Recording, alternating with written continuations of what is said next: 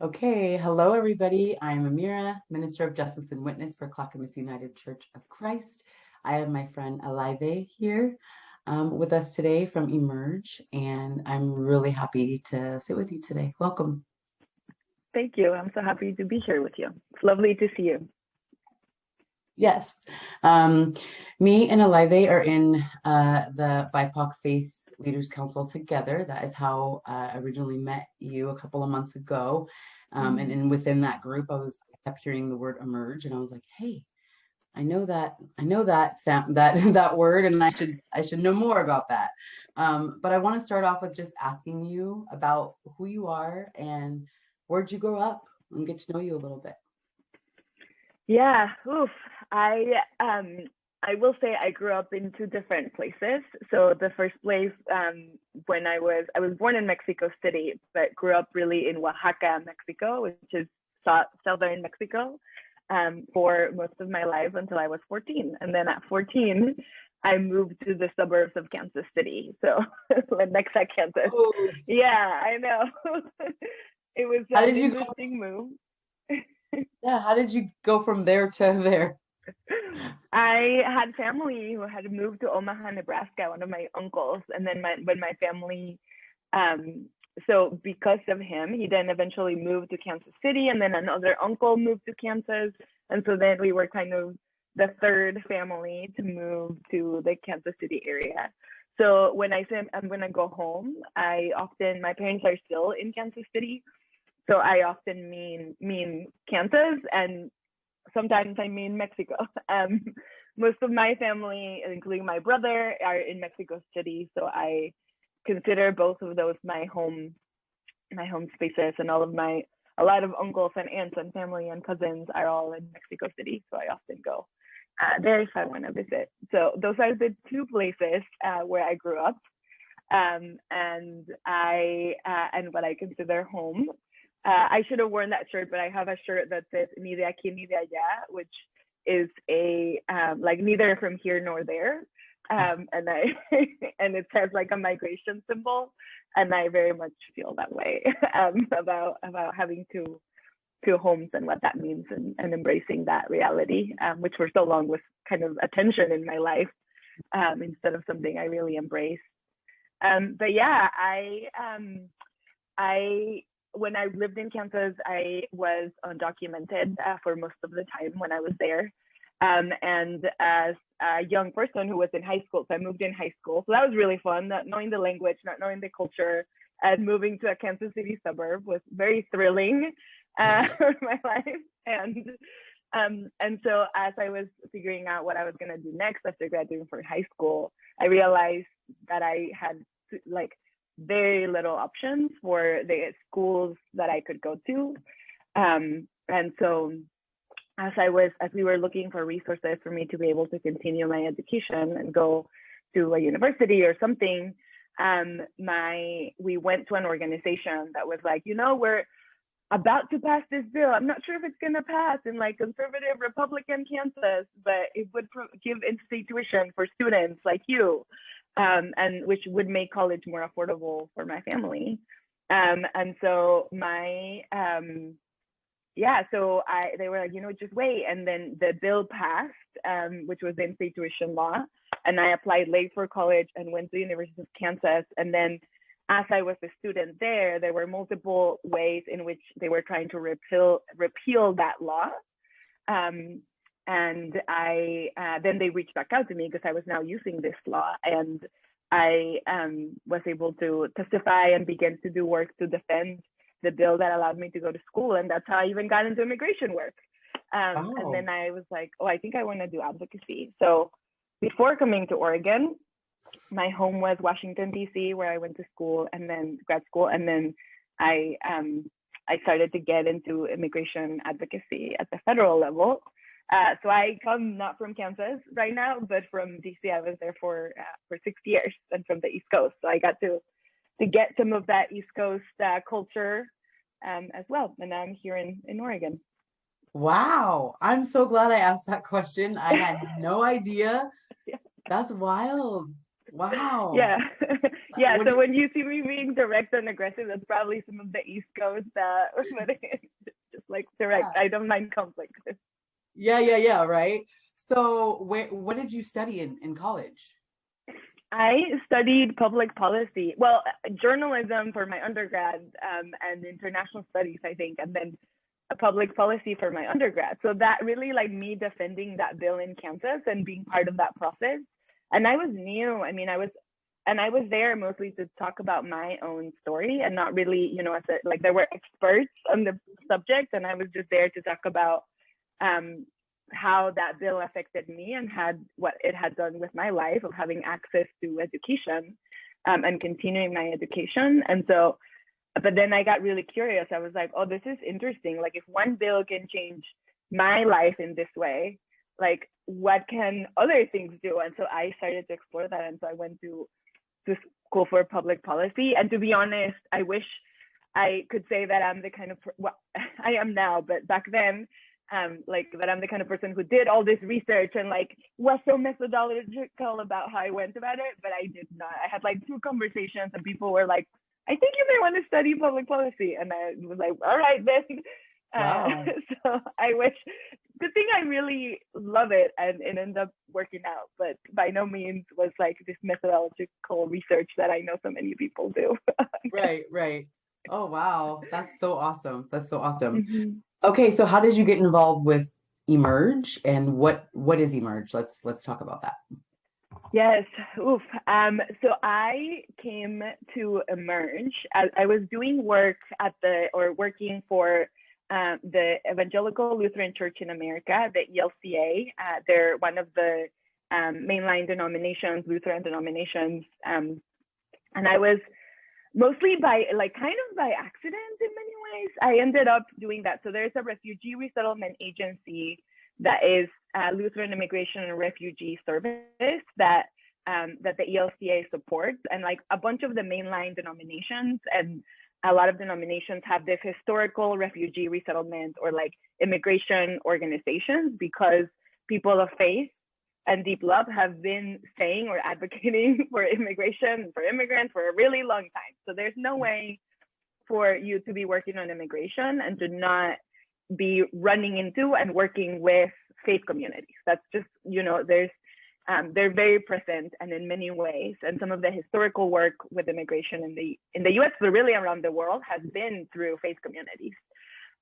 So that's really how I got to know the Lutherans. I didn't know anything about Lutheranism or Lutherans or anything.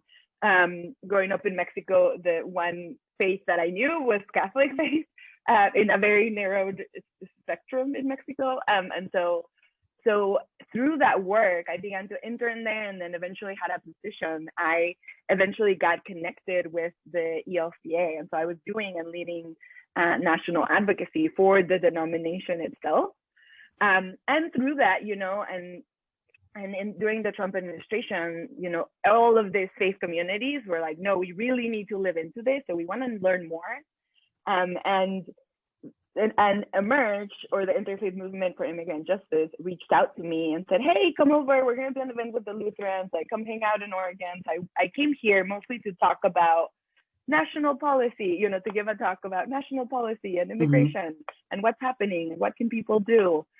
And saw IMIrJ, like they did a two-day event, and I got to see IMIrJ just do things the way I hadn't really seen them done. I've been to a lot of these kinds of conferences or like things or events, and I just never seen the organizing that IMIrJ was doing. And they were I remember having people write down in the notes, like, what do you want to do around immigration? And what are your barriers? Like, what are your internal barriers and what are your external barriers to talking about and doing this work?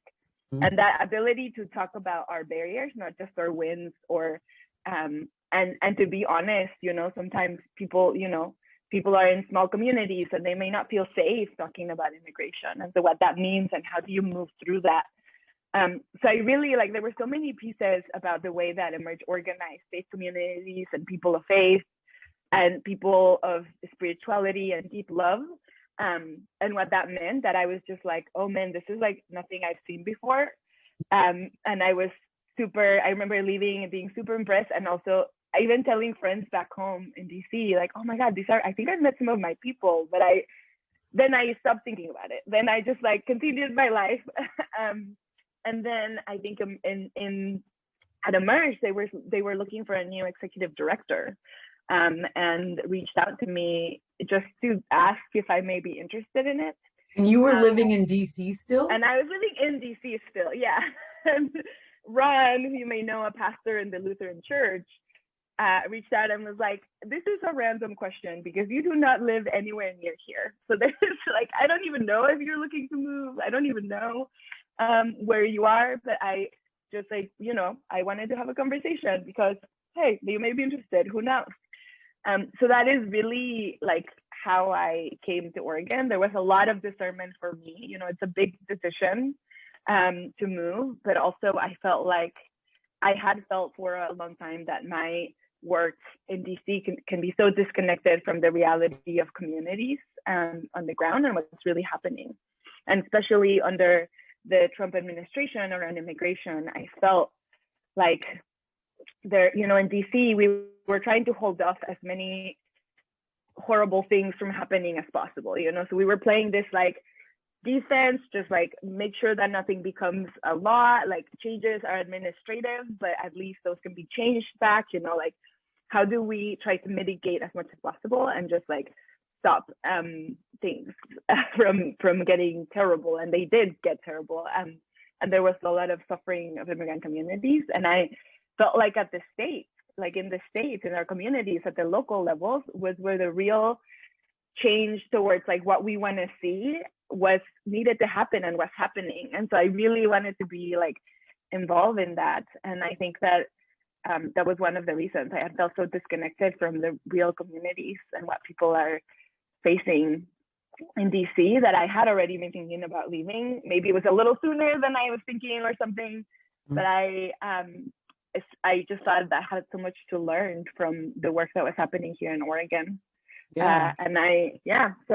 That's what we do. We organize faith communities, people of faith, immigrant communities for systemic change, but also accompany immigrant communities, and are continuously looking and evolving to make sure that the ways in which we are pushing and shifting systems and doing our organizing is grounded in the needs and voices of immigrant communities as well. So that's really like, and accompanying immigrant communities, which is much more, it's an accompanying philosophy of going with and sitting with, and not necessarily having all of the solutions or all of the answers, but just like figuring out the answers together and moving together.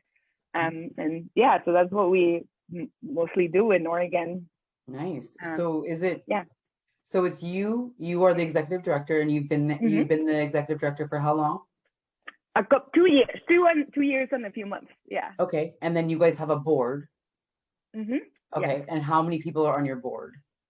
So we have 5 people on the board at the moment. We're actually adding 2 more. I'm so excited. I think at IMIrJ, was born a long time ago, around 2006 or so, as there was in response, there was already work happening before, but it was like many organizations that are formed like through a lot of work, and things are happening for many years, and then they become more formal, and so in response to a raid that happened at a Del Monte factory here in town or in Oregon, and faith communities organized, and so it has been around for a long time, but it was mostly a Portland-based organization. It was like volunteer-based, and then it began to grow and evolve as the needs and communities wanted to get more involved. And I would say in the last 4 or so years, there has been, a lot of growth. We've become a statewide organization, so we're in touch with communities in Southern Oregon, in Bend, in Grants Pass. So we've been able to get in touch. We become a statewide organization, and it's also grown. So we have about 150 different faith communities that connect to us and organize with us and look to us and partner with us in many ways. So as that's happened, our internal, both staff and how we're able to hold all of that work is also had to shift, and we're still in that shifting. So our board is part of that, I think. That's why I bring it back. We have a board that's our leadership, but we're growing and we're adding two people in our board.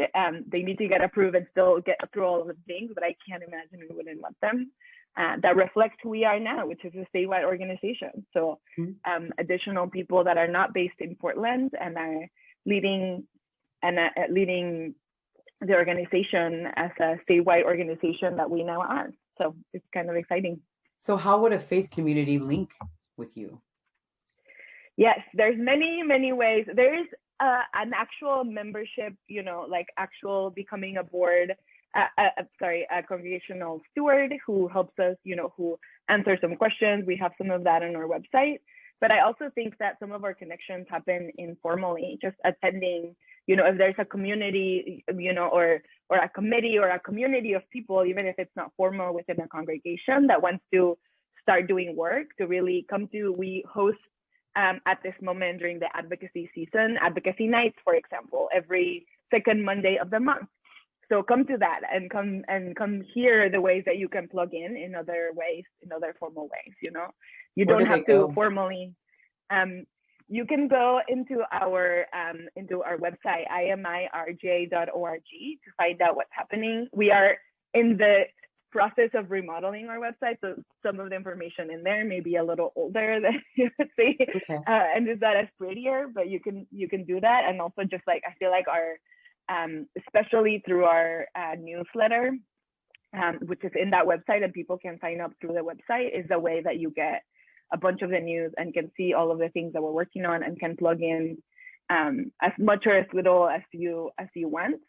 But we often invite people to come in community. So invite a friend in your community or invite a couple of people so that it isn't just you being the liaison or being the person who holds everything, but how do we hold this work together? Absolutely. I can see my congregation like as a whole, like a few of us like participating. I know we want to be involved. So I'll totally be happy to gather some people. Yeah. So we talked a little bit about how we can help. Are there other things that come up for you that you're like, gosh, I wish the community knew more about this to help us? Or is it just go to the website and see what you could do? Yeah, I mean, there's a couple of things that I can think of. We are in what we're calling advocacy season, and you heard me say that already. But just the state legislature is right now in session, and there's a lot of different bills that affect immigrant communities and communities of color right now. And so we're really organizing and providing information to faith communities, but also to immigrant communities as well about what's happening. So a couple of things that I can think of is we're hosting a session to inform people about the Sanctuary Promise Act that would strengthen and expand the already existing sanctuary law in Oregon. That's been actually, Oregon had the first sanctuary law in the country. So can you explain what that is? Yeah, it's a law that would ensure, I mean, there's more intricacies and I can give more information, but broadly, it ensures that law enforcement, local and state law enforcement does not act as immigration officials. Like oftentimes the way that community members are targeted by immigration is through an interaction with, like, if somebody's driving, for example, and they get stopped by police, then ICE would show up afterwards and arrest the person. And we had many instances and different instances of, for example, ICE showing up like a couple of blocks from a school where a dad just dropped off their daughter, and we've accompanied communities. And then ICE shows up and people are brought to the detention center in Washington, in Tacoma. And so this is a law that would ensure that that any of the law enforcement agencies are not acting as immigration agents as well. It does many things, and there's a lot of intricacies within that. But that's broadly okay. When are you having what it does. So we have an information session in Spanish next Wednesday, the 14th at 6 o'clock. And that is it only in Spanish to inform Spanish speakers about what this law is and give them some opportunities of what's coming next. On Monday, so no, just kidding, on Tuesday, on the 13th, we have our monthly advocacy night as IMIrJ that people can join and just hear more about the things that we've been working on. So this sanctuary law just had a hearing, and so IMIrJ people and communities and faith communities like really showed up and did a lot of work and turned in like I think over 85 testimonies in favor of expanding the law. There's been so many work of faith communities around the state doing this, and so we're going to talk a little bit more about that and what's next, and then we're going to concentrate on some environmental bills that come from the immigrant communities and communities of color, of what people are asking to make Oregon more environmentally friendly states. And so that's some of the things that are coming up in that advocacy night. Awesome. That's great information. We'll make sure we have links or flyers or whatever. I'll make sure I'll get that out on the church page too. What's coming up next for you in particular? Do you have anything going on in your life that is coming up for you? I know you're busy. You are so busy with helping the community, and I think it's amazing. But sometimes we forget to like talk about ourselves. Is there anything special going on with you? Not at this moment. So I think vacation's coming up for me, but I need to schedule that. So that's one thing. And I think something I'm excited about is that this last year, because everything is remote and people got used to that, I was able to, partly it was brought on because of some family emergencies in Mexico that I risked traveling there and then quarantining. And so it took some extended time to be with my family in Mexico. Well, not my family, my brother, because I didn't see my whole family because of COVID, but to be with my brother for not just like a weekend at a time, but like 3 weeks and quarantine together and be bored together.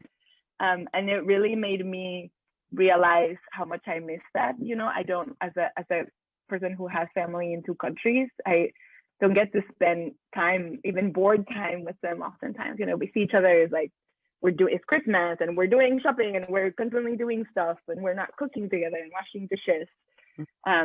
So I'm excited to figure it out. I think I want to make it a practice, and I'm excited to figure it out how to do that again this year. Maybe safer now that we have access to vaccines, at least here. And I'm excited about finding time for me to be in Mexico with family, with my brother, mostly when I say family, because it's still COVID. And so seeing people is tricky, but to be able to spend some time with him and be bored again and spend like actual medium amount of time there. So I'm excited for that. That's awesome. Thank you. How can people reach you?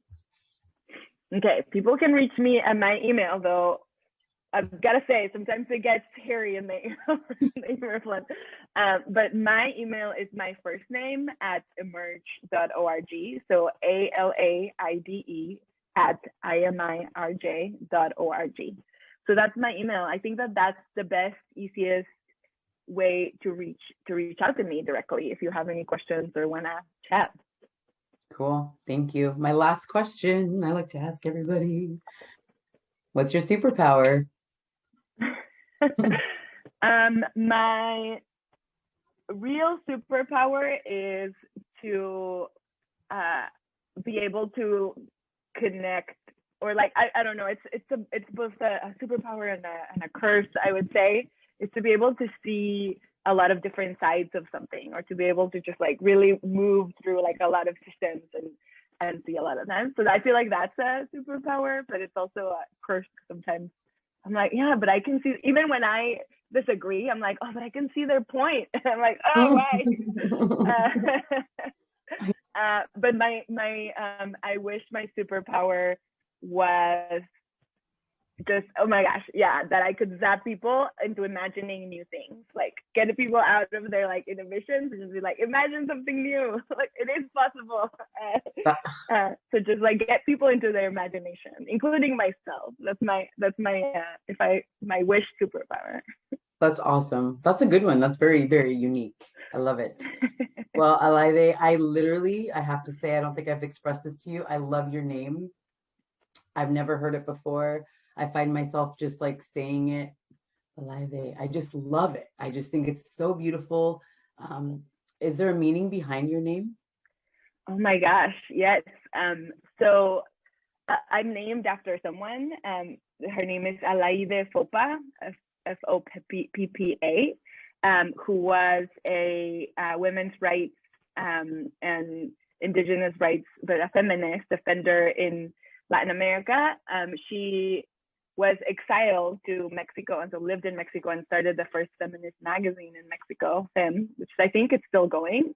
And she was one of the people disappeared by the Guatemalan government. So she was disappeared in Guatemala by dictatorships that were US funded and US backed. So yeah, that's what my parents named me Alaide Fopa. So a ton of responsibility. She has beautiful poetry about her body. And I really highly encourage people to reach out to look up Alaide Fopa, who I was named after. Yeah. Wow. I didn't even plan to ask you that, but I just was like, I just really, really, really love your name. It's beautiful. Thank you so much for taking the time with me. And if there's anything, my skill set by now, we've been hanging out for enough meetings. If there's ever anything that you're like, you know what, Amira could do this, Amira could execute this, whatever you need at any time, I got you. Okay. Yeah, thank you. Same here. Thank you for everything, all of the ways in which you show up. Thank you. I appreciate it. Okay, everyone, we are back. We wanted to do an addition to this interview, and I appreciate Alaide for doing this again with me. But I saw an article from the New York Times, and it's titled U.S. Reaches Agreements with Mexico, Honduras, and Guatemala to increase enforcement against migration. And I just wanted to, I texted you and was like, hey, can we talk about this real quick? Because I'm new to all this and I really want to learn. And it just sounded like something that would be affecting you and your work. And I just wanted to touch base about it. Yeah, thanks for sending me a message. Of course, I'm happy to be back here.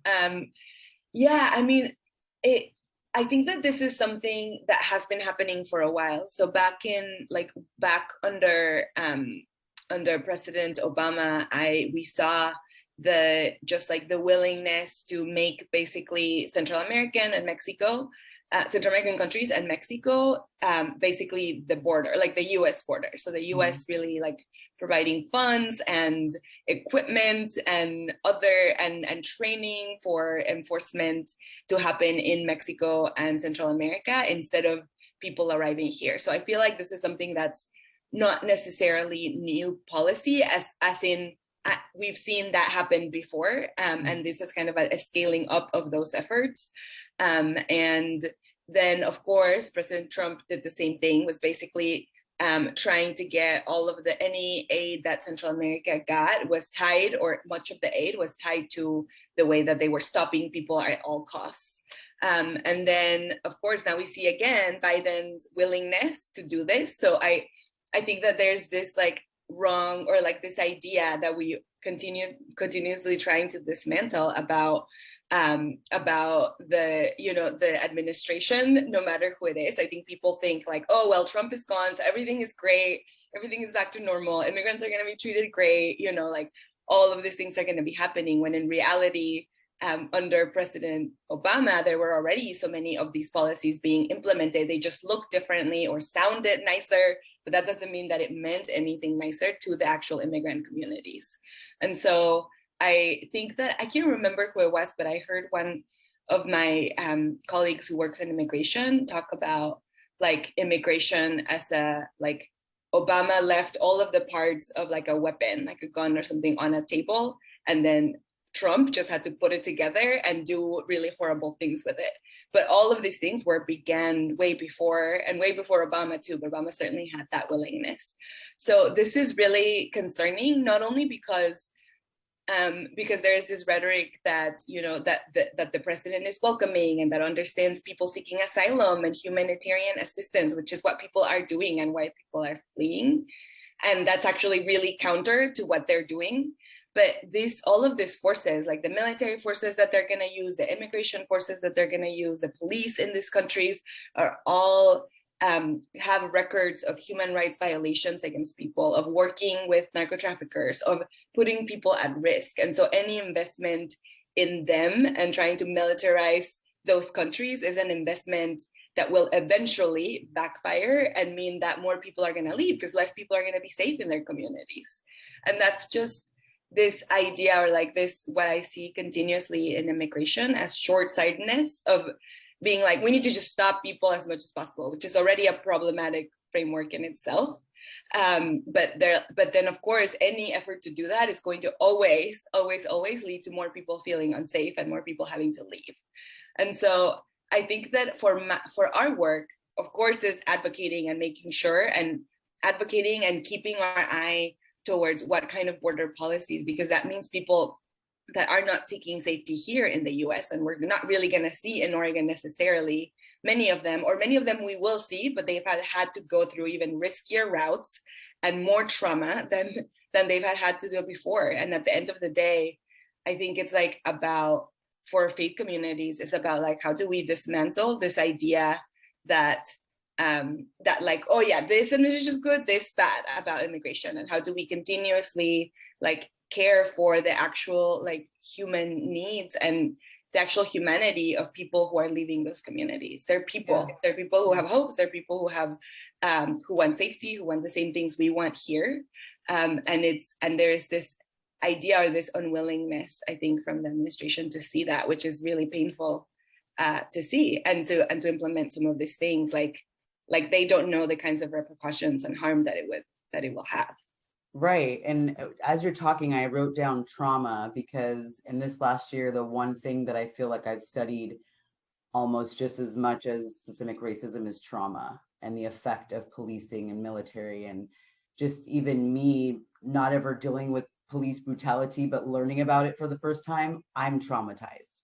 So is it even realistic to think that there's a way that we could make the administration understand trauma, like what the heck trauma is doing? How do we get there as people of faith? How do we reach people to make them see like trauma matters? You're traumatizing people. Yeah, I think that I don't know. I always wrestle with that question about whether the systems of decision makers are going to see something so deep and something so it is both measurable, but so like, individualistic to also people, like what it looks like, what it does, there is some common threads, and also it's individual. And I think that, the first piece in that is to not like to, even within ourselves, and I see that within a lot of the communities even that we work with too, it's like they still will see immigrant communities as another thing, like a different thing with different needs, but it's people. And the same thing with people in Central America and these communities. And there's this unwillingness to see them, I feel like, as the same as like, and speak about these communities in Central America and other places, and speak about them and speak about us as human, as people who are leaving for a reason, that have many different, that it's like complex thoughts, and people who are good and people who do crappy things, like we all do, it's just like this complex beings that I think we're continuously trying to bring into that conversation, as opposed to this ideal of who immigrants is. And I think like when we were, I'll tie it a little bit to like when we were talking about like the violence against Asian communities, part of the harmful narrative is also the this good Asian, good immigrant narrative that we consistently play out, that we consistently want to tie ourselves to, which eventually leads to kind of, again, putting people in a different, they're not like us, which we're faulty. They're like them, which are good. And so it creates this idea. And I will say that most of the communities, or so many of the immigrant communities that are in Central America and in Mexico, are actually Haitian and Black communities and Black immigrants were being militarized and again traumatized and again and again all of these things. So these things are not just there for the communities that are in. So it's not just for Mexicans, not for Central Americans, but to keep out people who are like and traumatize actually other communities and Black communities too. And I think that's an important part of the conversation. And the US, I mean, I could talk for a long time about US intervention and how US has created these crises by supporting and both military politically intervening in the politics of Latin America that eventually lead to all of this exodus. And this is the US continuing to not learn the lesson, continuing to militarize the region, which will eventually lead to some of the same things that we've seen. And it's this kind of unwillingness to see the full picture that's really frustrating and heartbreaking for me. Yeah. And it's funny that you mentioned how like under the Obama administration, things were just worded differently. And I noticed in the article, it says the Biden administration has repeatedly said that part of addressing illegal immigration from Central America countries involves working diplomatically to lessen the crime, corruption, and poverty that often drives people to leave their homes seeking refuge. That sounds really sweet, you know? Yeah, no, that sounds really nice. I guess when you dismantle that, I worked a lot in foreign policy before in foreign policy towards Central America. So when you ask, what does that mean? Like, how are you reducing poverty? Well, you're investing in like many of the times that means investing in multinational corporations who have created and exploited those communities. So of course that's going to lead to more poverty and eventually people leaving. And or it means, you know, investing in corporations that are going to put a hotel in the middle of a Native community and mean like, yeah, now those Native communities can like work in this hotel industry, but that's not what the communities have asked for or said. And in Guatemala, there's so many indigenous communities who have organized and have said like, here's what development looks to us. And their own government is not listening. And the US government is supporting a government that's not listening in these communities. Mm-hmm. And that's just like, I guess like that's the thing. It sounds very nice, but then the questions about how and who are you listening to? Just similar with how we do the work here, like who are you listening to in those communities? What does that look like? How are you making sure there's accountability if you're gonna invest in this, that this, and there's easy ways to get around it because it's so complex. And I don't even, like I went through, like looked at budgets from the US to Central America and went line by line and wrote notes, and I still wouldn't say that I understand every single piece. So imagine for so many community members, immigrants and other community members trying to parse out through what that means and looks like and what it will do is so complex. So it's easy to sound really nice while at the same time doing really harmful things. Right. I have so much to learn. That is part of the privilege I had to not need to learn anything about any of this stuff in my life. It just wasn't a thought to me. So I just appreciate meeting people like you and having people in my life that when I see articles, I'm like, ooh, I want to talk, you know. I will talk all the time. And even like, remember last time we were talking about my name, Alaide, and who it was, I was named after. Well, Alaide was disappeared by US-backed governments. Like the person I'm named after was disappeared by somebody, like by governments that were funded and supported by US policy. So it's like, even in my own name, I carry some of that story that I sometimes feel safe to share and sometimes not, depending on how people are engaging with it. Well, if you disappear, we're going to find you. No disappearing. I so appreciate this so much. Thank you for doing round 2 with me. And we look forward to working together in the future. Yeah, thank you so much. Yeah. You're welcome.